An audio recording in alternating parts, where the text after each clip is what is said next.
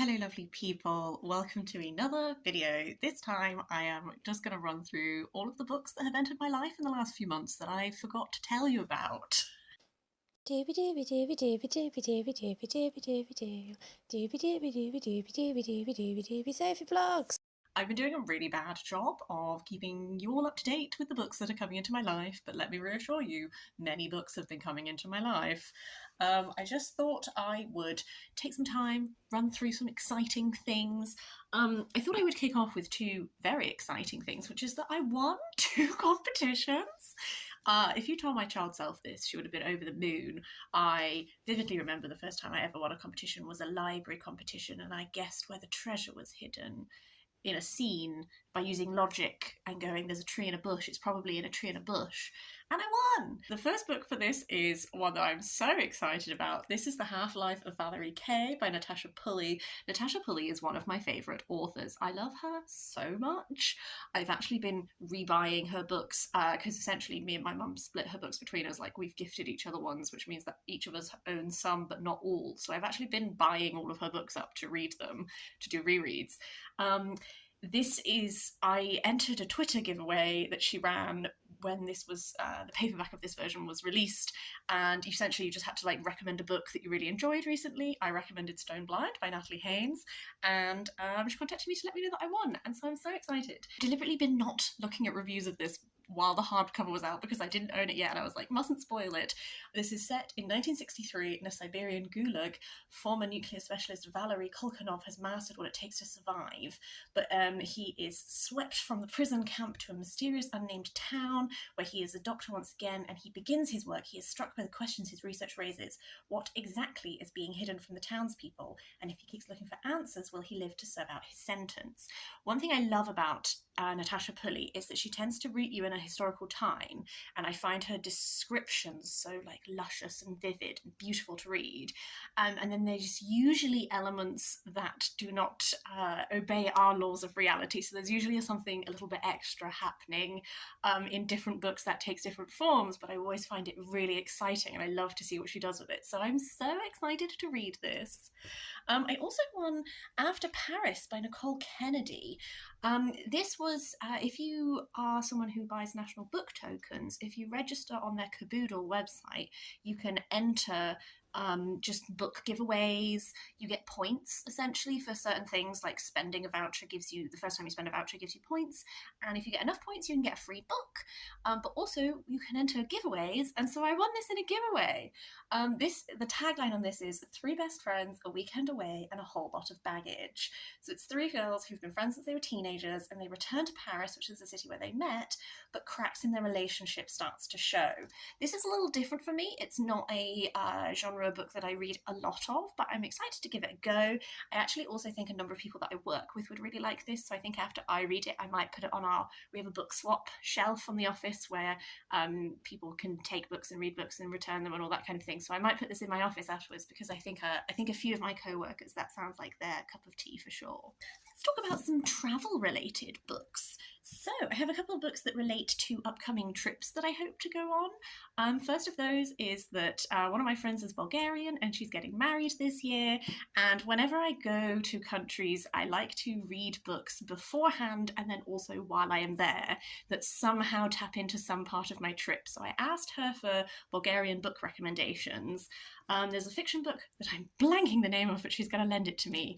But she also recommended Border, A Journey to the Edge of Europe by Kapka Kassabova. This is not just Bulgarian history, if I'm correct. It is looking at the border zone between Bulgaria, Turkey, and Greece, which was rumoured to be an easier crossing point into the West than the Berlin Wall. So it swarmed with soldiers, spies, and fugitives. So it's looking at the history of that particular region. I think there's a personal aspect of it because the author grew up in that region as well. I don't know a huge amount of Bulgarian history. I know very small little bits, but my history knowledge there is quite woeful. So I'm really looking forward to this to expand my understanding, and I'm definitely going to try and read this one before the wedding, and then read something else while I'm traveling and going to the wedding, because I think it would be really helpful for me to know that history beforehand. Slightly tangentially related to that is Figuring by Maria Popova. This was actually recommended to me by someone else for my Reading My Friend's Favourite Books project, but this is a Bulgarian author. And so then I recommended it to my friend, and then when she was in Bulgaria very recently, getting the final bits for her wedding sorted, she actually found a copy of it in Bulgarian. So we both have a copy, and now I'm really excited because there's 2 people I can talk to when I read this. This is creative non-fiction. I think it sounds really enticing. I'm super interested in this one. It explores the complexities of love and the human search for truth and meaning through the interconnected lives of several historical figures across 4 centuries, beginning with the astronomer Johannes Kepler, who discovered the laws of planetary motion, and ending with the marine biologist and author Rachel Carson, who catalyzed the environmental movement. I think this sounds fascinating and like some nonfiction that I don't think I've read any nonfiction like this before. It is a bit of a chonker. I am recording my wrap-ups of Reading My Friend's Favourite Books in sets of 3s, and I actually have 2 videos recorded. I just haven't edited them yet. So this will be in the 3rd video, I think, 3rd or 4th. But that's going to be super exciting. And then the other book that is related to travel plans is that hopefully I'm going to Barcelona next year. So I want to read some Catalan literature. I've previously read Death in Spring by Merce, which I didn't love. Maybe my residing memory now is there's some like grotesque imagery and that kind of stuff that just is not really my jam. But I would like to read more Merce. There's another one that I have in mind to pick up. But what I have here is The Passion According to Renee Vivien by Maria Merce-Marcal, which is translated by Kathleen McNerney and Helena Buffery. I don't know why I almost said Buffy. That's my own biases coming into play. So Renee Vivien is a poet who I know about because of reading about the modernist movement. This is a poetic and lyrical novel by poet Maria Merce-Marcal, and we're taken on a journey through the multiple, mobile, and contradictory life, letters, and loves of the fin de siècle Anglo-French writer Pauline Tan Renee Vivien, as researched and reimagined by 2 principal narrators, a 1980s Catalan documentary filmmaker and a 1920s French archaeology scholar and museologist. Once again, what is like? I don't feel like I've ever read anything like this. This, as soon as I read the blurb of this one, I was like, this is where I'm going to start this little focus on Catalan literature, because I think this sounds absolutely fascinating and such an interesting ideas of people being explored through other ideas of people, if that makes any sense. I am highly intrigued. Another topic that I'm currently intrigued about is Alexander the Great, because I listened to a podcast on the Forum, which is like a BBC4 podcast thing, I think. I'll link it down below, which was about Alexander the Great, because one of the people on there I follow on Twitter, and it looked about different facets of Alexander. And as a result of that, I watched I don't remember which cut I watched of the film Alexander, but I did. It was very long. I wasn't the biggest fan, just because it was so long. But I got 2 books focusing on Alexander the Great. The first one that I picked up was Funeral Games by Mary Renault, although this is the 3rd book in her Alexander trilogy. I have really enjoyed Mary Renault before in the past. This is obviously about post-Alexander's death. I do want to read the whole trilogy. I just need to get my hands on the other ones, but I found it secondhand and I pounced. And the other one, which I also pounced upon secondhand, is Alexander, Child of a Dream by Valerio Massimo Manfredi, because he is an author that I have just heard really good things about. Like, I've heard that he is a really good writer in like historical fiction sort of world, and so this is one of those other ones which I think is really famous. This is translated, by the way, by Iain Halliday. So these 2 I'll spread out my reading of. I need to get my hands on the rest of this series, but we're going to have an Alexander the Great exploration moment at some point for sure. Another little exploration moment I'm having is art history, sort of art non-fiction books, I should say. The first one of those is in Montparnasse, The Emergence of Surrealism in Paris, from Duchamp to Dali by Sue Rowe. I mentioned in January when I was reviewing No Modernism Without Lesbians, that might not be the right name, by Diana Suami, which was about modernism, but also then touched little bits on the Surrealist movement. I'm really interested in that sort of a moment in time from a non-fiction perspective, and I stumbled upon this in a secondhand bookshop right after I had read that, and so I picked it up because I really want to know more about this particular time, but I'm not sure I'd want to read the writings of those people, so I'm instead doing like non-fiction on it. And then I have two books from the same author. I've never read anything by Catherine Hewitt before, but I hope I like her because I have both The Mistress of Paris and Renoir's Dancer, The Secret Life of Suzanne Valadon. These are both about influential women who were influential in the art world. Mistress of Paris is about Comtesse Valtesse de la Bine. My French is bad, I'm so sorry if I said that wrong. She was painted by Manet and inspired Zola and all of that, so she sounds fascinating. And then this one is about Suzanne Valadon, who was the real woman for this. Both of these are women that I know nothing about. They're movements that I know more about than Surrealism, so I'm super excited to get to those. That's the end of all of my thematic linked books. Shall we just go into like books that I bought on whims? Pretty much nearly all of these are secondhand, apart from a few. So I had one really good secondhand book day where I bought these ones. So first of all, we have Braised Pork by Anne Yu. I recently read Anne Yu's other book that I'm now blanking on the name of, but I talked about it in my January wrap-up. It's just too many books and I'm forgetting. But I really, really loved that one. So I don't really know much about Braised Pork. I just want to read more of her because I found that really atmospheric, a little bit surreal at the edges. I had a really great time. I got Electric Light by Seamus Heaney. Seamus Heaney is a poet who I love. I have wanted to just work my way through his collections, and I have not been reading as much poetry lately, so I thought, let's get me back on some poetry. I have Death on Gokomon Island by Seishi Yokomizo. I have read 3 Seishi Yokomizos by now. This will be my 4th. He is a classic Japanese crime writer whose works have recently been translated into English one at a time. I think there's a 5th one that's just been released. They're very, almost like grotesque. There's definitely like a visceral aspect to some of the crime in it. I find them strangely fascinating from like a narrative framing point of view. Each one so far has had a very different like narrative framework and very different styles of crime and that kind of thing, and I have been enjoying like the framing of them. I dare anyone to be able to predict the ending of the Honjin murders. I don't think it's possible. It's wild. But when I read the second book, I wasn't sure if I was going to continue with him, but actually I have been really enjoying it. And it was only 99p, so we're going for it. I also picked up The Library of the Unwritten by A.J. Hackworth. This was not on my radar before, but I was intrigued by every book left unfinished by its author is filed away in the unwritten wing, a neutral space in hell presided over by Claire, its head librarian. And in this, a hero escapes from its book and like goes off on him, like, and Claire's got to fix it. And I just think that sounds so interesting as like a setup. So I'm going to give that one a go.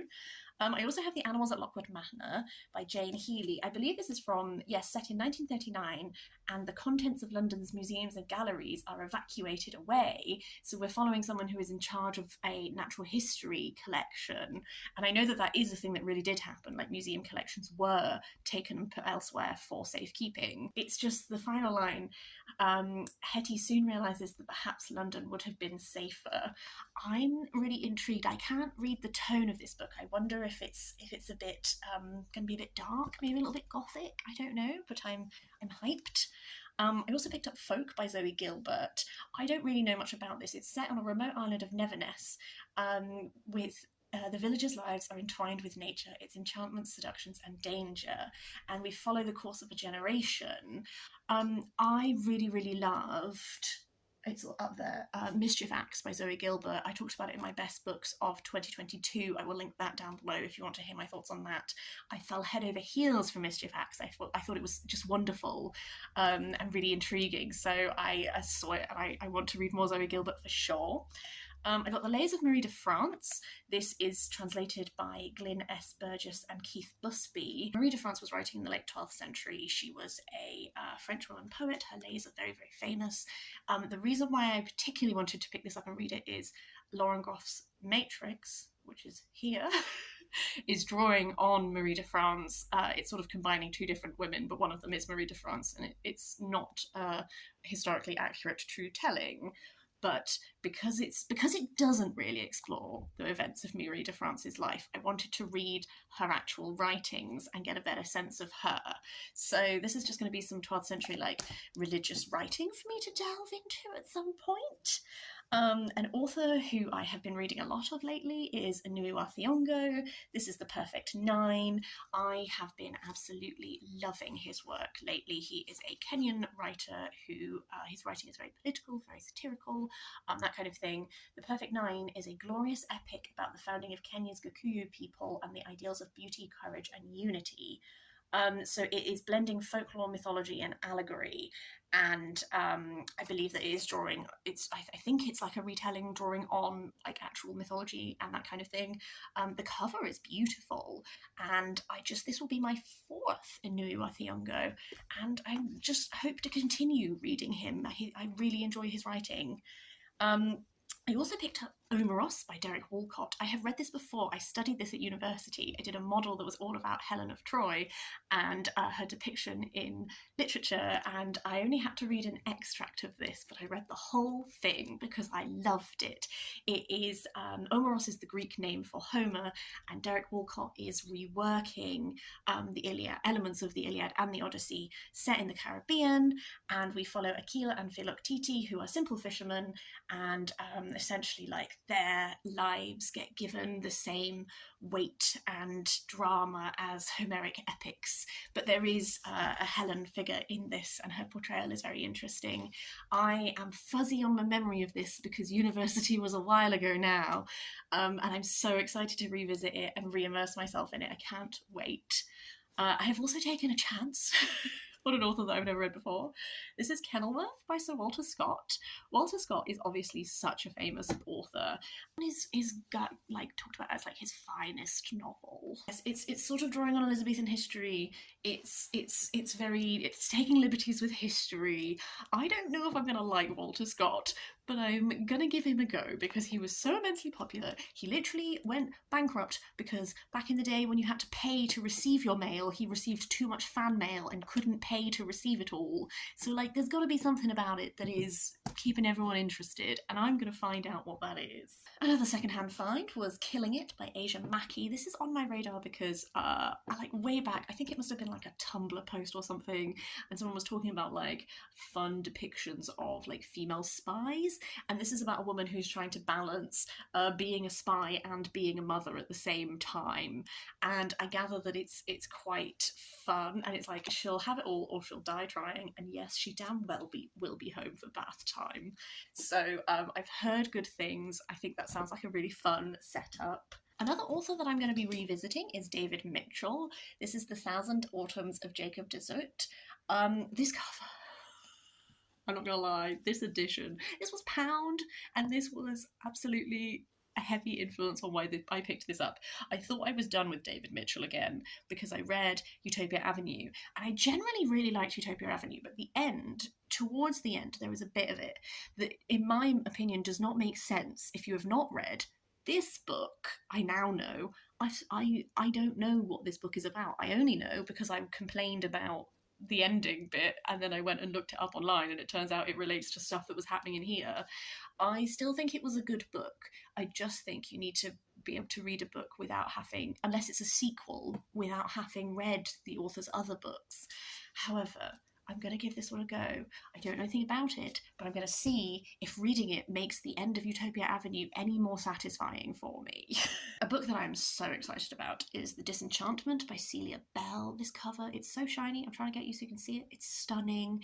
This is set during this is set in Versailles during the court of Louis the Sun King, and I know that there is queer romance at the heart of this. I know it is exploring like the dark side of Versailles, like witchcraft and these deals that people were doing and getting swept up in all of that. These two people who are conducting secret affairs, tricking the nobility, trying to outrun this police guy. I just think it sounds so incredible, and I really can't wait to read it. Chorus of Mushrooms by Hiromi Goto. She is a Japanese-Canadian writer, And I didn't just want to read this because it has mushrooms in the name, is that it is exploring the collision of cultures within a family between 3 generations of Japanese Canadian women, at times a Japanese folk legend, at times a love story. That sounds so intriguing to me. I'm super duper interested in that combination of things. I also have The First Woman by Jennifer Nansubuga Makumbi. This is drawing on Ugandan folklore and modern feminism. So as Karabo enters her teens, questions begin to gnaw at her, questions which the adults in her life will do anything to ignore. Who is the mother she has never known, and why would she choose to leave her daughter behind? And her search for her mother takes her away from Uganda, and she's going on this journey. I actually got this book for free by using my Waterstones. You know, you get that £10 voucher when you get enough stamps. I got this with it.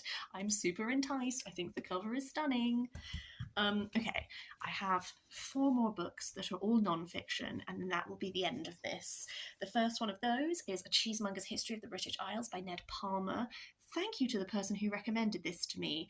Time has passed, and I no longer remember the context in which it was recommended. I think I asked for food writing recommendations, and a lovely commenter told me that this was great. So if you're still watching, thank you. It stayed in my brain, and I have got it. I love cheese. I am passionate about cheese. I last year found out I have a milk allergy, so I no longer eat cheese. So I think that this will make me feel I will yearn, but also I'm sure I will be fascinated. I can't wait. The piece of food writing is Long Throat Memoirs, which is by Yemisi Arabasala. This has been on my radar for food writing for a really long time, but then I read In the Kitchen, which is a selection of essays about food and kitchens and preparing food and that kind of thing, and I really, really enjoyed her contribution to that, so I picked it up using some Christmas book tokens. I also got Outrageous, The Story of Section 28 and Britain's Battle for LGBT Education by Paul Baker, and this is specifically looking at Section 28, which was a law that prohibited the promotion of homosexuality as a valid lifestyle option in Britain's schools, and I was actually at school while Section 28 was a thing, and I think it is a wonderful thing to have repealed, but I also am aware that I don't have a very full understanding of what that battle was like, so I'm really interested to learn more. And then my final book is one that I'm super excited for, and that is Uproar, Satire, Scandal and Printmakers in Georgian London by Alice Loxton. Alice Loxton is a person whose social media presence I find very engaging. This is about like these satirical prints and stuff that were such a big thing in Georgian London. I have some of these in our home. This is something that I think my partner's very interested in, so I'm really looking forward to getting a better understanding and learning more. That is everything I wanted to talk about. Bit of a beast. I would really, really love to hear if you have read any of these. Please do let me know your thoughts down below. Otherwise, I will go and I'll do some reading because I have lots and lots of books to read now. But yeah, I hope you have a lovely day, and I will see you next time for something different.